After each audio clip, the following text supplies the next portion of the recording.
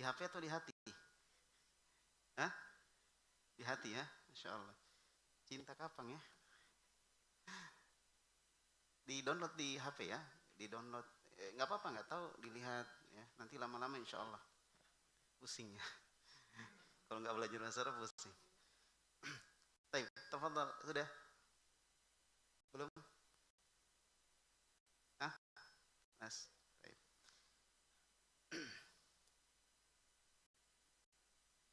Bismillah. Assalamualaikum warahmatullahi wabarakatuh. Innal hamdalillah nahmaduhu wa nasta'inuhu wa nastaghfiruh wa na'udzu billahi min shururi anfusina wa sayyiati a'malina. May yahdihillahu fala mudilla lahu wa may yudlil fala hadiya lahu. Asyhadu an la ilaha illallah wahdahu la syarika lah wa asyhadu anna Muhammadan abduhu wa rasuluhu sallallahu alaihi wa ala alihi wa sahbihi wasallam, amma ba'd. Ini storing kenapa?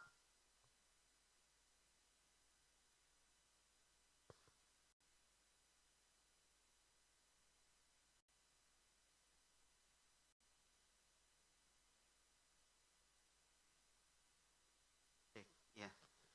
Alhamdulillah, pada malam hari ini kita bersyukur bertemu kembali dalam majelis pembahasan kitab Raudhatul Anwar fi Siratin Nabiyil Muhtar yang berisi tentang sirah nabawiyah, sejarah Rasulullah alaihi salatu wassalam. Dan tentunya sebelum masuk kepada sejarah beliau, kita mengungkap sejarah sebelum beliau, dari sejarah keluarga beliau sallallahu alaihi wasallam. Dan ini akan membantu kita untuk mengetahui bagaimana gambaran budaya, politik, ekonomi, dan lain sebagainya yang akan kita ambil sebagai sebuah keterkaitan dengan dibutuhkannya Rasulullah SAW pada saat itu. Baik. Dan insya Allah pada malam hari ini kita masih melanjutkan tentang keluarga Rasulullah SAW. Siapa pembahasan terakhir? Abdul Muthalib. Iya.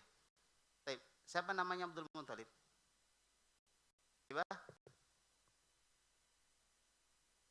Hah? Syaibah bin Hashim. Syaibah apa? Ada lanjutannya kita sebutkan sebelumnya? Syaibah Al-Ham. Syaibah Al-Ham, ya. Kenapa disebut dengan Syaibah Al-Ham? Siapa yang tahu? Ada yang sediakan hadiah? Naik haji bagi yang mampu ya. Baik. Kenapa disebut Syaibah Al-Ham? Syaibahnya apa maknanya? Iya, karena beliau lahir sudah beruban ya, ada ubannya di kepala. Baik. Kemudian Al-Ham artinya ujian. Apa harapan orang tuanya? Apa harapan orang tuanya dengan nama itu? Menjadi, ya, supaya dia menjadi orang yang terpuji. Baik. Nah, pada malam hari ini kita akan melihat kejadian yang terjadi, yang kejadian ini Masya Allah lebih viral daripada apa yang viral hari ini, ya. Karena disebutkan dalam Al-Quran. Kalau disebutkan dalam Al-Quran berarti benar-benar viral itu. Kejadiannya betul-betul orang tahu semua, seluruh dunia tahu. Kecuali yang tidak tahu. Ya. Nah. Baik.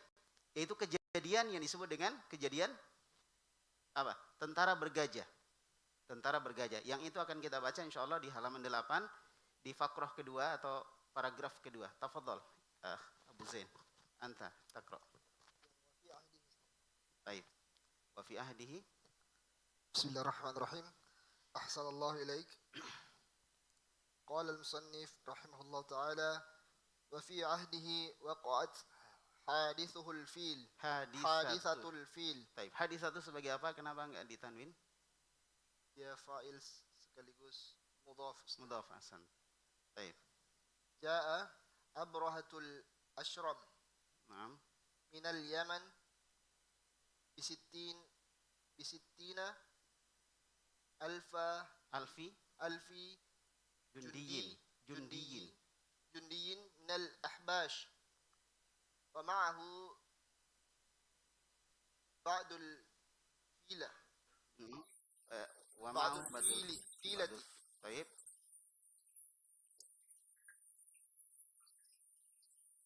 ليهدم الكعبة فلما وصل إلى وادي حسر بين المزدلفة ومنى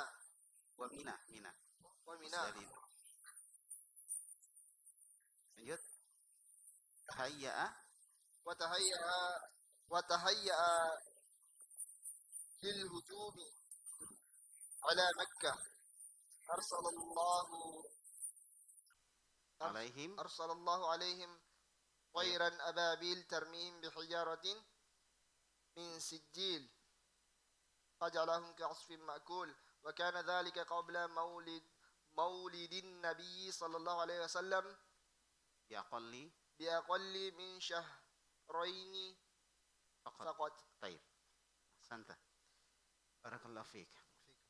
Wa fi ahdihi, dan di masanya Abdul Muthalib. Siapa Abdul Muthalib? Kakeknya Nabi alaihi salatu wasallam. Kakek keberapa?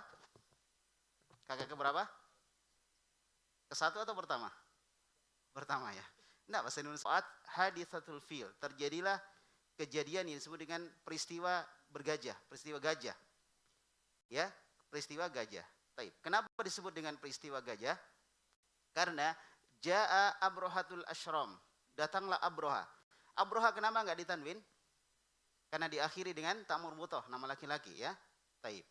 Jadi datanglah Abroha al-Ashram minal Yaman, dari Yaman, bisitina alfi jundiyin, dengan membawa 60.000 pasukan, minal ahbas, dari berbagai macam suku-suku atau kabilah-kabilah. Ya. Jadi siapa Abroha itu? Abroha itu orang Habasyah. Tahu Habasyah? Habasyah di mana sekarang? Ethiopia. Jadi Habasyah, Ethiopia, dulu dipimpin oleh seorang raja bernama Raja Habasyah, dikenal dengan Raja Habasyah atau Habashi. Taib. Dan dia menguasai Yaman. Maka orang yang mewakili beliau di Yaman, memimpin atau mengawasi Yaman adalah Abroha. Jadi Abroha itu orang Ethiopia sebenarnya. Cuma kenapa dia di Yaman, berkuasa di Yaman? Dia menjadi wakil atau anggaplah gubernur di sana. Ya, pemimpin di sana. Perpanjangan tangan dari Raja Habasyah. Perpanjangan tangan dari Raja Habasyah. Di mana Habasyah adalah negara Nasrani. Sehingga waktu itu Yaman menjadi negara Nasrani juga karena di bawah kekuasaan Habasyah. Paham sudah? Baik. Nah, Abroha ini disebutkan dia membawa 60.000 pasukan dengan berbagai macam model, ya, dengan berbagai macam kesatuan dia bawa. Wa mahu ba'dul filah. Dan bersama dengan pasukan itu ada sebagian dari gajah. Ada mengatakan 9, ada mengatakan 13. Ada 9, ada 13. Ada yang satu yang paling besar, kemudian ada teman-temannya 8. Nah, kenapa dia bawa gajah? Tujuannya adalah untuk membongkar Ka'bah. Jadi caranya Ka'bah itu dikasih patok, ya kan? Nanti patoknya ditarik sama gajah. Setelah itu terbongkar. Nah, itu tujuannya, itu strategi yang digunakan oleh Abroha. Jelas ya insyaallah? Baik. Kenapa kejadian itu? Jadi disebutkan liyahdama al-Ka'bata. Dia ingin menghancurkan Ka'bah dengan gajah-gajah tadi. Nah, kenapa terjadi seperti itu? Karena ketika Abroha dia memimpin Yaman, dia merasa iri melihat Ka'bah selalu dikunjungi oleh orang-orang. Orang-orang setiap tahun datang ke situ berkunjung. Jadi dari dulu itu sudah ada haji. Di zaman Quraisy, di zaman jahiliyah sudah ada haji. Sudah ada apa? Haji. Bahkan disebutkan oleh Nabi SAW, kana yatufuna uryana. Mereka dulu ketika tawaf itu mereka dalam kondisi tidak berpakaian. Orang-orang jahiliyah. Berarti memang sudah ada tawaf waktu itu ya. Memang sejak zaman Nabi siapa? Nabi Ibrahim alaihissalam, sejak zaman Nabi Ismail alaihissalam, keturunannya ke bawah sampai zaman sebelum Nabi itu sudah ada apa? Haji. Waktu itu dikunjungi terus setiap tahun dikunjungi. Ya, dan salah satu sebab masuk Islamnya orang-orang Madinah atau dulu sebelum Madinah apa namanya? Yathrib, ya kan? Itu karena mereka berkunjung ke Mekah untuk haji. Kemudian mereka mendengar berita tentang Nabi Muhammad SAW. Kemudian mereka pun mencari siapa Nabi dan sebagiannya tertarik masuk Islam. Nah inilah yang kemudian pulang ke Madinah berdakwah mengajak orang-orang masuk Islam. Jelas ya? Seperti itu. Barakallahu fikum. Jadi waktu itu Abraha melihat, wah ini Al-Kullais namanya. Nama gerejanya itu Al-Kullais. Al-Kullais itu diambil dari kata songkok. Songkok itu apa? Bahasa Arabnya. Songkok bahasa Arabnya apa? Kalau nggak ada yang tahu berdiri semua. Apa? Songkok bahasa Arabnya apa? Yang belajar bahasa Arab. Kalau antum bilang songkok, kolam suah. Kolam suah songkok. Hafal ya? Kolam suah. Jadi kolam suah itu songkok. Dinamakan bangunan itu dengan kullais. Kenapa? Karena kalau orang lihat itu saking tingginya, itu songkoknya mau jatuh dia. Songkoknya mau jatuh. Itu disebutkan oleh Ibnu Katsir rahimahullah ta'ala. Jadi kalau dia lihat ke atas, songkoknya mau jatuh. Maka disebutlah dia kullais. Dari kata kolam suah. Nah, seperti itu. Nah, kemudian ada seorang dari suku Quraisy, terkhusus dari Bani Kinanah, kami masuk dalam keluarga Quraisy. Dia nggak suka dengan apa yang dilakukan Abraha, maka dia berjalan dari Mekah atau dari Mekah menuju ke Yaman. Dia melakukan perjalanan untuk apa? Untuk sekedar buang hajat. Buang hajat di dalam tempat ibadahnya orang. Ya kan? Terus setelah itu diketahui oleh Abraha, marahlah Abraha. Dia marah karena tempat ibadahnya dia dikotori. Paham saudara? Nah, itu menjadi sebab Abraha kemudian mengerahkan seluruh kekuatannya untuk balas dendam. Tapi balas dendamnya dia untuk menghancurkan apa? Menghancurkan Ka'bah. Allah. Dan satu di antara keutamaan orang-orang Quraisy adalah seluruh suku-suku yang ada yang dilewati oleh Abraha semua ikut berperang untuk melawan, tapi nggak ada yang kuat. Itu dalam rangka untuk menjaga, melindungi suku Quraisy.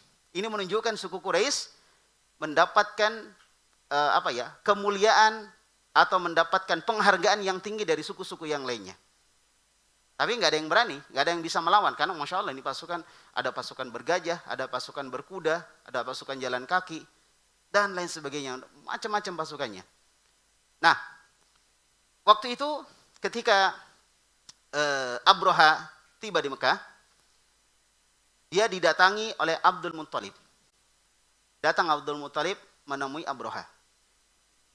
Dia bilang Abdul Muttalib, wahai Abraha, kamu sandra onta saya 200 ekor. Kembalikan onta itu sama saya. Ya, kembalikan onta itu sama saya. Jadi Abdul Muttalib minta ontanya dikembalikan 200 ekor.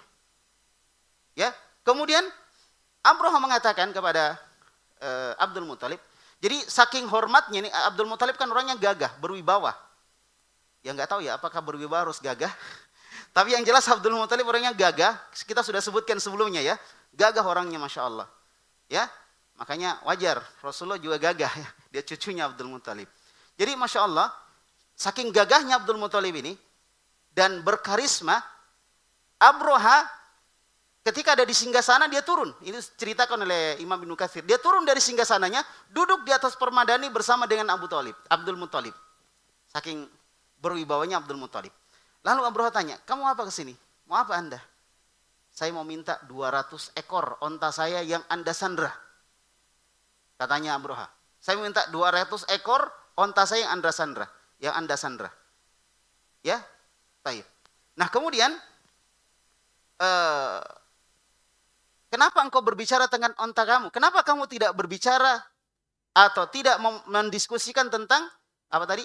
Ka'bah yang saya mau hancurkan. Kenapa Anda berbicara tentang 200 ekor onta? Maka ucapan Abdul Muttalib yang terkenal, dia bilang, "Inni ana rabbul ibil." Sesungguhnya aku ini adalah pemilik onta. Yang memiliki onta, yang menguasai onta itu. Wa inna lil baiti rabban. Dan Baitullah itu juga punya pemilik. Sayamna'uhu, dan dia yang akan melarang kamu, mencegah kamu untuk menghancurkannya. Ini namanya apa? Tawakal. Jadi orang jahiliyah juga dulu tawakal kepada Allah. Dalam kondisi seperti itu dia tawakal kepada Allah. Sama ketika mereka lagi naik di atas perahu ya, disebutkan wa idza ruqibu fil fulki, lanjutannya da'awullaha mukhlishina lahuddin. Ketika orang-orang jahiliyah, orang-orang musyrikin naik di atas kapal, maka dia berdoa kepada Allah dengan ikhlas. Doa dengan ikhlas. Dia tidak mendoakan Allah Subhanahu wa taala. Dia cuma berdoa kepada Allah supaya diselamatkan dari gelombang yang besar, dari terjangan ombak, dari puting beliung di tengah laut. Ya, falamma najjahum idahum yusyrikun. Falamma najjahum fil barri idahum yusyrikun. Ketika mereka diselamatkan ke daratan, maka kemudian pada saat itu mereka menduakan Allah, mensyirikatkan Allah Subhanahu wa taala. Jadi ada kondisi di mana orang musyrik juga tawakal kepada Allah. Termasuk salah satunya ini. Jadi kata Abdul Muttalib, inni ana rabbul ibil. Sesungguhnya aku ini adalah pemilik dari onta tersebut. Maka aku minta ontaku mana? Wa inna lil baiti rabban. Tapi pemilik rumah itu, dia punya pemilik sendiri itu rumah. Baitullah ada pemilik sendiri. Sayamna'uhu, dan dia pasti akan menghalangi kamu untuk menghancurkannya. Masya Allah. Ya. Apa kata Abraha dengan sombong? Makana liyam tani aminni. Dia mengatakan, tidak akan ada yang bisa menghalangi aku. Ya, tidak akan ada yang bisa mencegah aku untuk menghancurkan Ka'bah itu, untuk menghilangkan Ka'bah itu. Ya, baik. Kemudian kata Abdul Muttalib, Masya Allah, apa dia bilang? Anta wadhaka. Kata Abdul Muttalib, anta wadhaka. Kalau gitu ya, itu urusanmu dengan Allah. Urusanmu dengan pemiliknya itu Ka'bah, bukan urusan saya. Urusan saya cuma itu tadi. Ini disebutkan oleh Imam Ibnu Katsir rahimahullah di dalam tafsir beliau. Nah, itulah kisahnya. Jadi jelas ya kisahnya. Akhirnya Abraha dengan kecongkakannya, dia tetap mendatangi Ka'bah untuk menghancurkannya. Kemudian, falamma wasala ila wadi Muhassir baina al-Muzdalifah wa Mina. Ketika Abraha tiba di sebuah lembah. Lembah itu bernama Lembah Muhassir. Terletak antara Muzdalifah dan Mina. Terletak antara Muzdalifah dan Mina. Kalau kita haji itu kenal ya, Muzdalifah, Mina gitu. Kita kenal nama-nama itu ya. Baik. Nah, di antara tempat itu ada lembah namanya Muhassir. Muhassir. Wa tahayya'a lil hujumi ala Makkah. Kemudian dia sudah bersiap-siap untuk menghancurkan Makkah. Untuk masuk ke Makkah, menghancurkan Ka'bah, menghancurkan Makkah. Apa yang terjadi? Arsalallahu alaihim tayran ababil. Allah kemudian mengutus kepada mereka tayron, burung. Ababil. Ababil ini bukan nama burung ya. Dia burung, ababil artinya berbondong-bondong, berkelompok-kelompok burung itu. Berpencar-pencar mereka. Jadi mereka berpencar dengan teratur untuk menghancurkan tentara bergajah. Gajah lawan burung. Masuk akal ya? Kenapa burungnya bisa menang? Ya, itulah kekuasaan Allah Subhanahu wa taala. Banyak hal yang tidak masuk akal, tapi itulah yang terjadi. Baik. Jadi Allah cuma mengirimkan burung. Jangankan burung, kita saja sekarang ini lawan virus kita. Sudah setengah mati. Perusahaan-perusahaan raksasa yang ada di dunia ini kolaps. Cuma gara-gara virus. Ya. Toko-toko besar. Kemudian mal-mal yang besar goyang. Gara-gara virus. Maskapai penerbangan goyang. Sampai harganya sangat turun sekali. Makanya saya nggak mau masuk ke situ. Karena saya nggak punya uang. Ya, ala kulli hal itu yang terjadi. Cuma gara-gara virus. Namrud dikalahkan oleh seekor lalat. Coba. Allah Subhanahu wa taala ala kulli syai'in qadir. Allah Maha mampu melakukan segala sesuatu. Apalagi burung. Burung lebih besar daripada lalat. Burung lebih besar daripada virus. Maka lebih mampu lagi untuk mengalahkan tentara bergajahnya Abraha. Dan ternyata Masya Allah. Allah cuma mengirimkan burung. Nggak ada yang dikirim yang lain. Burung aja. Allah nggak mengirimkan gajah, bisa aja Allah mengirimkan gajah atau mengirimkan ular misalnya, bisa. Allah mengirimkan apa misalnya, bisa. Apa saja Allah kirim bisa. Tapi Allah cuma mengirimkan apa?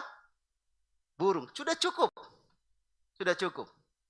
Jadi ini istilahnya tentara artileri, tentara darat lawan angkatan udara. Kalah yang darat. Kan darat nggak bisa nembak ke atas ya. Nah, yang udara enak, tinggal lempar sudah mati mereka. Baik. Inilah burung ababil yang Allah Subhanahu wa taala kirim. Apa yang dibawa oleh burung ababil tersebut? Ya, tarmihim. Burung-burung itu melemparkan kepada mereka bihijaratin, dengan apa? Batu. Batunya kecil. Disebutkan dalam beberapa riwayat, batunya sebesar kacang atom lah. Kalau antum pernah makan kacang atom, jelas dia bisa digenggam oleh cakarnya burung tersebut. Ya, tarmihim bihijaratin min sijil, dari sijil. Ya, tarmihim bihijaratin min sijil. Jadi mereka mau membak batu, ya, yang batu itu min sijil, dari tanah yang sangat panas. Udah. Orang yang kena batu itu maka akan melepuh seluruh tubuhnya, akan hancur isi dalam dari tubuhnya, dan setelah itu dia mati. Makanya disebutkan di akhir ayat ya, faja'alahum ka'asfim ma'kul. Maka mereka pun menjadi seperti apa ka'asfim ma'kul? Daun yang dimakan ulat. Tahu daun dimakan ulat? Ya, sering-sering ke kebun lah supaya tahu itu daun dimakan ulat gimana itu. Jangan di kota terus ya. Sekali-kali ke hutan, ke kebun gitu ya. Supaya kita tahu gimana itu daun dimakan ulat. Jadi daun dimakan ulat itu lubang-lubang dia, hancur. Kita bisa lihat ya. Dan biasanya daun seperti itu lama-lama mati pohonnya. Daunnya hancur, lama-lama pohonnya mati. Ala kulli hal, demikianlah keadaan tentara bergajah. Ya, wa kana dzalika qabla maulidin Nabi sallallahu alaihi wasallam bi aqalli min syahrain faqat. Dan itu terjadi sebelum kelahiran Nabi sallallahu alaihi wasallam sekitar 2 bulan. Ya, sekitar 2 bulan. Sekitar 2 bulan sebelum kelahiran Nabi itu terjadi. Baik. Apa faedah pertama yang bisa kita ambil dari kisah ini? 1. Dari antum saya. Gak bisa ngambil faedah? Apa pelajaran penting di sini? 1, bagus. Pentingnya tawakal. Wa may yatawakkal 'ala Allah wa huwa hasbuh. Siapa yang bertawakal kepada Allah, Allah akan mencukupinya. Allah akan bantu dia. Semua yang dibutuhkan akan dicukupi oleh Allah. Tawakal. Abdul Muthalib waktu itu sudah kenal Islam? Belum. Apa agamanya? Apa agamanya Abdul Muthalib saat itu? Menyembah berhala. Tapi dia bisa tawakal. Ente seorang muslim. Ada masalah, antum tidak tawakal. Coba. Kita kalah sama mereka. Harusnya kita lebih bisa tawakal. Kalau ada masalah, tawakal. Jangan cepat putus asa. Jangan cepat down. Ketika ada masalah, tawakal kepada Allah Subhanahu wa taala. Dan terus dihadapi itu masalah. Jangan mundur dari masalah. Jangan lari dari kenyataan. Kalau ada masalah, dihadapi. Ya, baru ditolak 1 kali udah mundur. Nah, ceritanya nih. Baru bicara uang panai, mundur. Kasihan akhwatnya ya. Nah, kalau ditolak 1 kali, maju lagi. Jelaskan lagi. Ditolak lagi. Maju lagi, jelaskan lagi. 3 kali nggak diterima, baru cari yang lain. Jangan langsung mundur. Nah, harus kuat. Sekali layar berkembang, pantang biduk surut ke belakang. Nah, gitu ya. Wah, senang kali anak muda ya. Tapi yang banyak ketawa malah orang tua ya. Gitu. Jadi akhwatnya bisa diselamatkan gitu ya. Baik, itu pertama tawakal. Faedah kedua? Apa Ikhwan? Faedah kedua? Bu Zain? Apa faedah kedua? Hah? Jelas faedah kedua. Menjelaskan tentang kemahaperkasaan Allah Subhanahu wa taala. Jelas itu. Allah untuk menghancurkan musuh-musuhnya mudah. Jadi sebenarnya ketika kita menjadi orang-orang yang membantu agama Allah Subhanahu wa taala, sebenarnya Allah nggak butuh bantuan kita. Allah butuh bantuan kita? Nggak butuh, buktinya Allah bisa menyelesaikan semuanya. Ini waktu itu orang-orang nggak ada yang bisa menghadapi Abroha. Seluruh pasukan, seluruh apalagi namanya kabilah-kabilah nggak ada yang bisa hadapi Habroha. Sudah menyerah orang. Hatta Abdul Muthalib sekalipun sudah nggak bisa apa-apa dia. Tapi Allah bisa sendirian. Ya ayyuhan nas antumul fuqara'u ilallah. Wallahu huwal ghaniyul hamid. Wahai manusia, kalian itu butuh kepada Allah. Dan Allah itu ghani. Tidak butuh kepada siapapun. Dan dia maha terpuji. Allah nggak butuh. Antum sholat, apa kalau butuh? Dengan sholat antum? Enggak, Allah nggak butuh. Yang butuh antum. Rugi antum meninggalkan sholat. Rugi antum meninggalkan ketaatan. Antum melakukan maksiat. Allah nggak rugi sedikit pun. Bahkan disebutkan dalam hadis, kalau ada orang seluruh dunia, orang pertama sampai orang terakhir, berkumpul apa yang dia mau minta, Allah akan kasih semuanya. Dan tidak berkurang apa yang ada di sisi Allah, kecuali seperti setitik jarum di lautan yang sangat luas. Nggak rugi suatu. Maka Allah tidak perlu disyirikatkan, diduakan. Karena Allah bisa sendiri.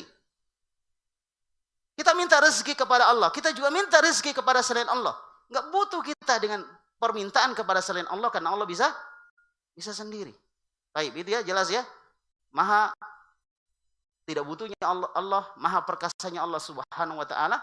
Ya, dan tidak butuhnya dia dengan sesuatu yang lain. Yang ketiga, faedahnya. Apa faedahnya? Antum melihat tadi. Seakan-akan kita melihat ya. Abroha bisa mengalahkan mereka dengan mudah. Kenapa?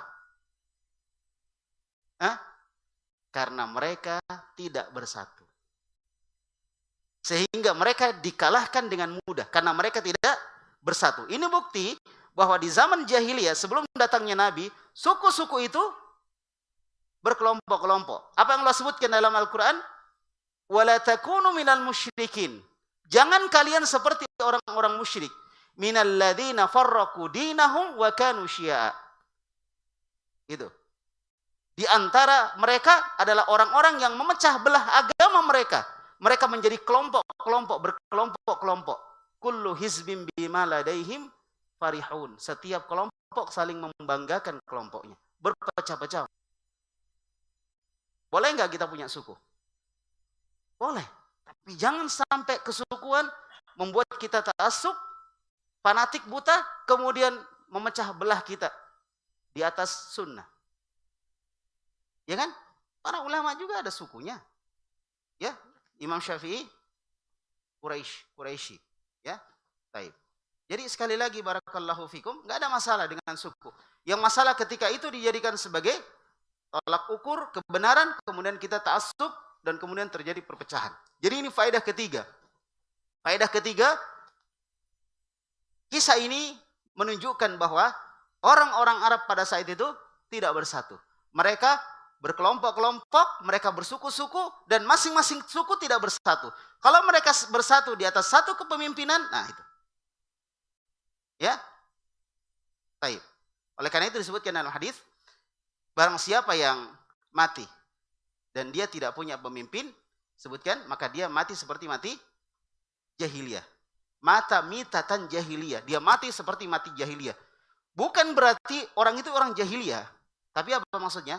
Dia seperti orang jahiliyah dari sisi bahwa orang jahiliyah dulu gak punya satu pemimpin. Tapi mereka berkelompok-kelompok. Paham sudah? Baik. Ini dijadikan dalil oleh sebagian kelompok-kelompok yang menyimpang untuk membuat amirnya masing-masing. Ada yang namanya amir di sini? Kalau ada maaf ya, bukan Anda yang saya maksud. Dia bikin amir sendiri-sendiri. Ya, sampai ada imam besar imam besar Indonesia dan seterusnya. Bikin amir sendiri, amir besar Indonesia, masing-masing kelompok ada amirnya. Ini bukan mempersatukan, ini memecah belah. Dengan alasan kalau nggak punya amir, dia bisa mati jahiliyah. Ini keliru, pemahaman keliru. Yang benar adalah dia meninggal seperti orang jahiliyah yang tidak punya pemimpin. Yang tidak punya satu pemimpin. Karena mereka berpecah-pecah. Jadi dia nggak kafir. Bukan kafir dia. Tapi dia seperti orang jahiliyah dari sisi apa? Dari sisi apa? Berpecah-pecah, nggak punya satu pemimpin. Ya, baik. Jadi ini bukan alasan untuk bikin kelompok-kelompok, masing-masing kelompok angkat amir. Karena kita bingung amir yang mana yang benar. Ya, Amiruddin atau ya Amir Hamzah, kita nggak tahu yang mana yang benar ini. Karena masing-masing punya amir. Jadi yang benar, amir seorang muslim di sebuah tempat adalah orang yang ketika ditanya siapa pemimpin kalian, semua menunjuk ke arah yang satu.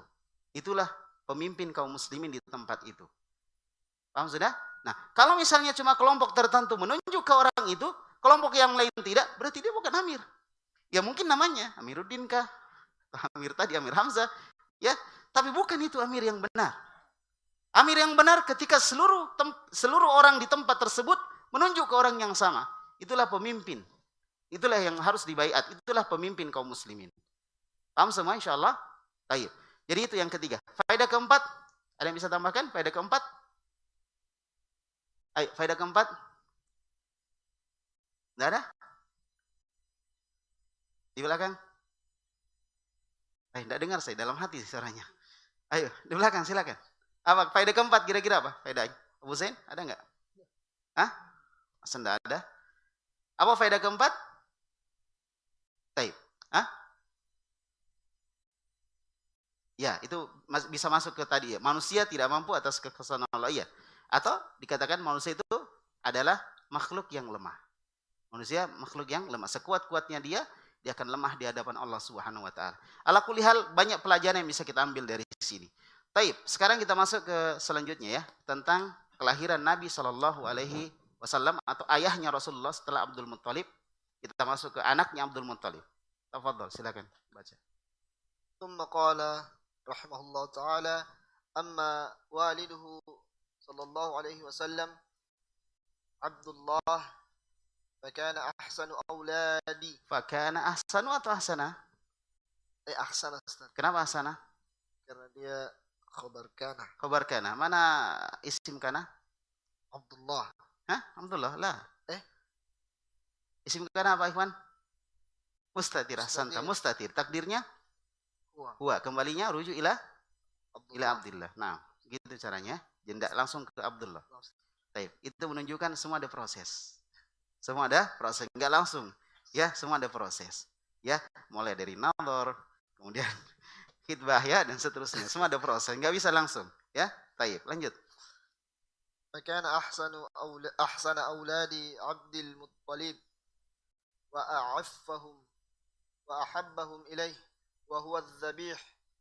Wa dhalika anna Abdul Muttalib lamma hafara bi'ri Zamzam. Hafara mutaaddiyah atau lazim? Hafara mutaaddiyah atau apa artinya hafara? Menggali. Mutaaddiyah atau lazim? Mutaaddi. Berarti dia butuh apa? Maf'ulun bihi. Tapi mana maf'ulun bihinya? Bi'ra. Santa. Baik. Kenapa tidak dibaca bi'ron? Karena dia mudhaf. Mudhaf. Ahsan. Baik, lanjut. Wa dzalika anna Abdul Muttalib lamma hafara bi'ra Zamzamin. Zamzami atau zamzama? Bingung kan? Zamzama atau zamzami atau zamzamu? Kalau nggak ada tahu kita tutup. Hah? Zamzama. Kenapa zamzama? Ini yang saya maksud. Antum download. Kalau nggak antum bingung. Nggak ada yang dilihat ya. Antum download. Barakallahu fikum ya. Insyaallah gratis. Download ya. Yang penting ada yang kasih internetnya ya. Taib. Kenapa zamzama? Hah? Ya. Kenapa mamnu min as-sarf? Al-ismul la yansarif, kenapa? Apa alasannya? Hah? Hah? Ajam, ahsanta, ajam. Jadi Zamzam itu bukan bahasa Arab. Kenapa Zamzam bukan bahasa Arab? Waktu itu ketika sumur Zamzam muncul, Nabi Ismail belum tahu bahasa Arab. Ya kan?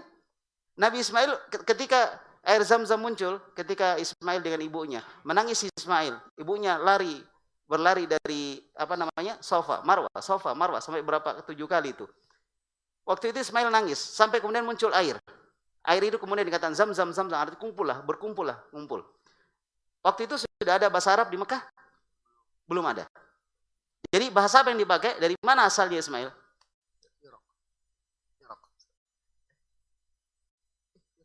Irak. Bukan Irak.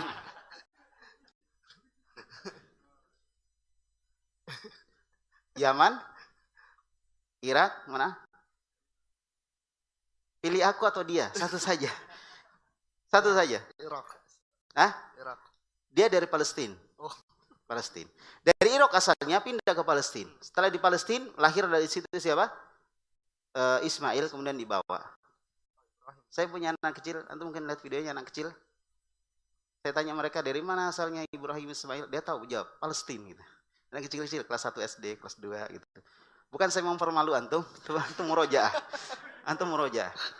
Tayyib. Dari Palestina datang. Jadi bahasanya belum bahasa Arab. Dari mana Nabi Ismail tahu bahasa Arab? Atau sebelum itu saya jelaskan dulu, kita sudah pernah pelajari ya, makanya sirah itu harus nyambung-nyambung. Ya, kalau nggak nyambung nanti bahaya dia. Sirah itu harus terus bersambung. Taib. Bahasa Arab yang ada di Mekah itu asalnya dari mana? Asanta, dari Yaman. Dari Yaman. Ada suku yang melakukan perjalanan kemudian singgah di Mekah, lalu kemudian dia jadi penduduk di situ. Suku apa itu? Jurhum, Santa. Suku Jurhum. Jadi ceritanya suku Jurhum ini waktu terjadi banjir besar karena jebolnya bendungan Ma'rib ya, itu salah satu bendungan yang Masya Allah mengairi tanaman-tanaman sehingga menjadi negeri yang bagus. Namun kemudian ketika mereka durhaka kepada Allah, jebol bendungan itu, maka penduduknya berpencar kemana-mana. Salah satunya suku Jurhum, dia ketika berjalan singgah di Mekah, dia lihat ada burung yang terbang, yang dia yakini kalau ada burung berarti di bawah ada apa?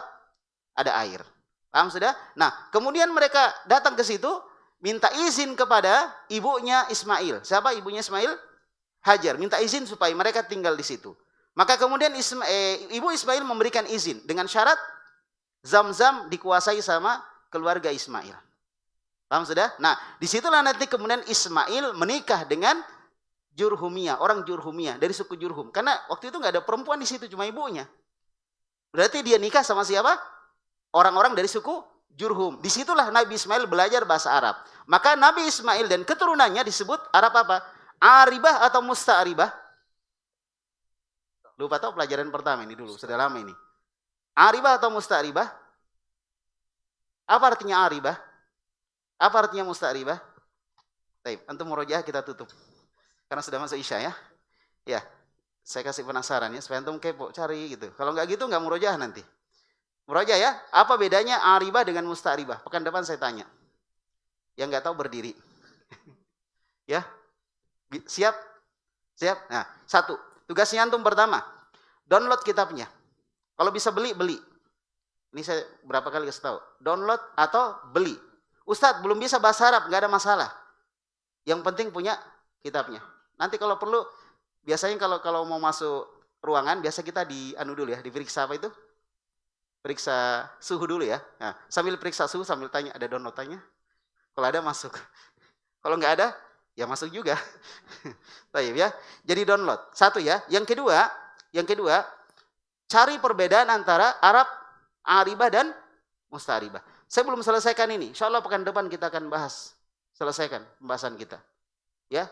Kemudian yang ketiga, nanti Abu Zain atau siapa ditunjuklah satu orang baca gitu. Jadi nanti ganti-gantian baca. Terutama yang pernah belajar bahasa Arab. Paham sudah? Yang bisa beli bukunya, walaupun nggak di-download. Apa itu? Untuk apain? Oh, tanya jawab. Masih ada waktu kah? Masih ada waktu? Ayo. Ada 4 di sini ya. Suka parfum? Kalau nggak suka, antum suka, harus suka. Karena Nabi suka parfum. Kalau antum cinta Nabi, cintai apa yang Nabi cintai. Salah satunya Nabi cinta parfum. Taib. Pertanyaan pertama.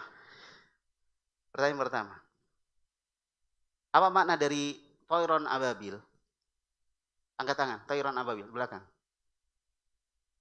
Burung yang berpencar-pencar. Ababil itu nama burung atau bukan? Bukan, apa maknanya? Berpencar. Apa maksudnya berpencar? Oh, terpisah-pisah. Asan tatay, tafadhal ya. Nanti diambil atau sekarang? Tafadhal lah. Saya tanya jawab. Saya balas dendam ini, biasanya saya ditanya ya. Sekarang saya bertanya. Baik. Yang kedua, kisah tentang Abroha dan bala tentaranya disebutkan dalam surah apa? Wih, ini belakang. Surah Al-Fil. Hafal? Hafal, tafadhal. Kalau nggak hafal saya kasih setengah. Setengahnya untuk saya. Ayo, tafadhal.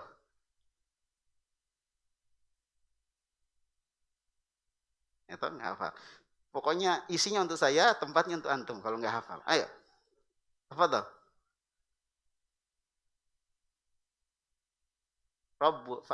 Rabbuka fa'il. Rabbuka bi ashabil fil. Baik.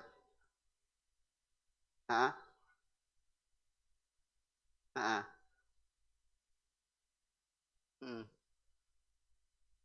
Baik, tafadhol. Ini nih. Masya Allah ya, ada. Siapa yang bisa terjemahkan tadi ayat? Surah Al-Fil, siapa yang bisa terjemahkan? Ayo, angkat tangan yang bisa terjemahkan. Tafadhol. Enggak apa-apa. Ayo, terjemahkan.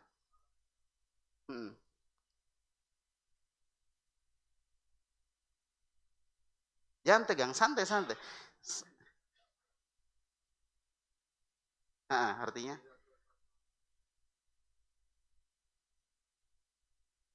Apa yang Rob kalian lakukan terhadap? Ya, terus. Yang kedua, lanjutnya.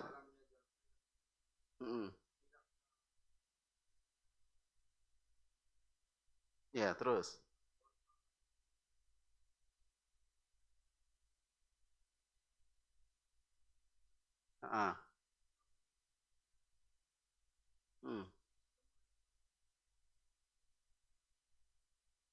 Batu yang panas. Batu dari tanah yang panas. Ya, terus?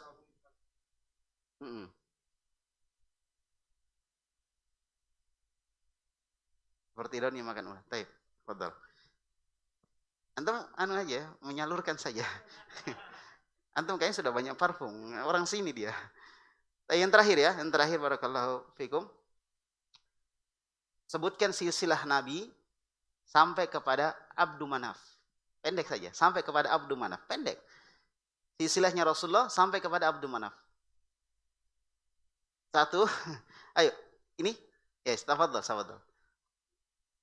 Muhammad bin Abdullah bin langsung bin Hashim. Oke, Muhammad bin Abdullah bin Abdul Muthalib bin Hashim bin Abdul Muthalib. Baik, tafadhol. Habis sudah ya? Masih ada? Kalau masih ada, taruh di kresek aja ya. Nanti dibawa pulang. Baik ya, karena sudah masuk waktu Isya dan insya Allah pekan depan kita lanjutkan. Sekali lagi saya ingatkan sekali lagi, dan ini sudah ketiga kali saya ingatkan, download kitabnya. Ya, download kitabnya. Kalau bisa di print, di print. Itu